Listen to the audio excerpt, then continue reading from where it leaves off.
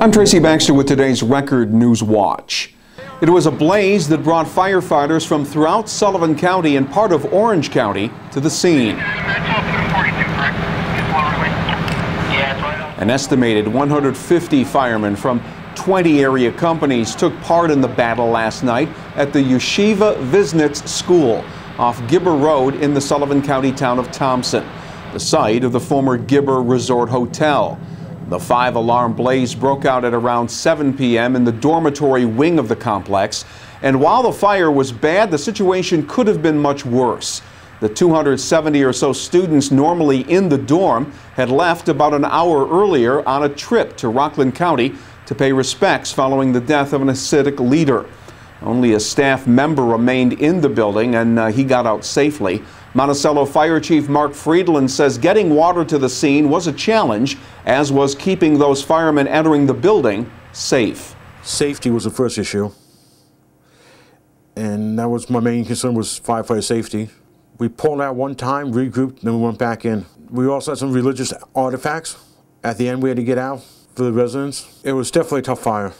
The synagogue at the other end of the complex was largely unaffected by the fire, and a Torah plus other religious artifacts and prayer books were taken out and not damaged. A decision had yet to be made about whether or not the old section of the structure, the dorm side that sustained the extensive interior fire damage, can be salvaged. Investigators were on scene this morning to attempt to determine the cause of the fire. More information's been released concerning the fatal shooting of a Middletown man, allegedly by his neighbor, outside the victim's Cottage Street home in Middletown, February 5th.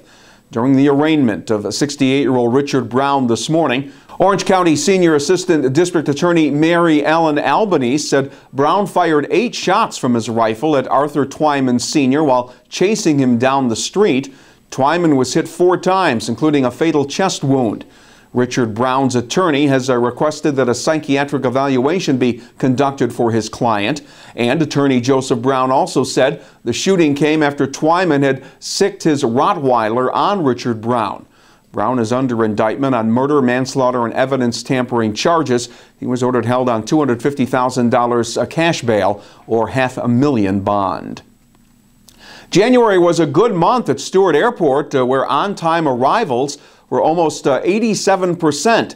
That's about 10% higher than the month before. Departures were on time almost 92% of the time. The numbers were higher than any of the New York metro airports for January. Better on-time numbers at Stewart and a months-long slump that dates back to December of 2010. The mild winter weather and lack of snow helped to boost those on-time January numbers.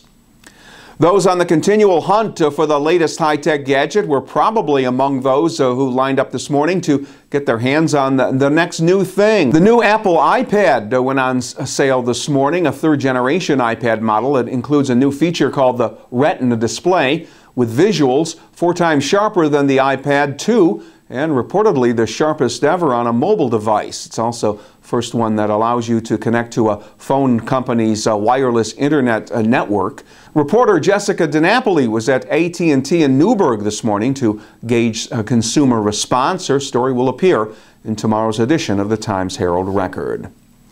Those looking for information about getting information from governments and agencies got the advice of an expert last night. Robert Freeman, the man who's served as executive director of the State Committee on Open Government since it was created back in 1974, answered questions from a group of about 50 people during a forum held at SUNY Orange in Middletown and sponsored by the Times-Herald Record.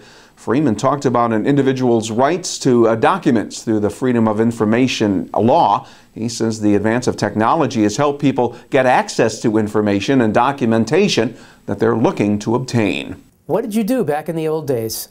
You submitted a request in writing, you received paper. Today, there's a great deal of information that is available online. There are so many instances in which members of the public go to a government agency's website. The material is simply there for the taking. And often it's material that people had to fight for, or at the very least wait for, not so long ago. That certainly is part of a trend that will continue. And Freeman had this advice for local governments when it comes to responding to a request for information. He says just simply do the right thing. And Greg Jorvis says he's 50% Greek and 50% Polish, but not today. The superintendent of parks for the town of Saugerties was chosen Honorary Irishman of the Year during the 42nd annual St. Patrick's Day breakfast sponsored by the Ulster County Chamber of Commerce.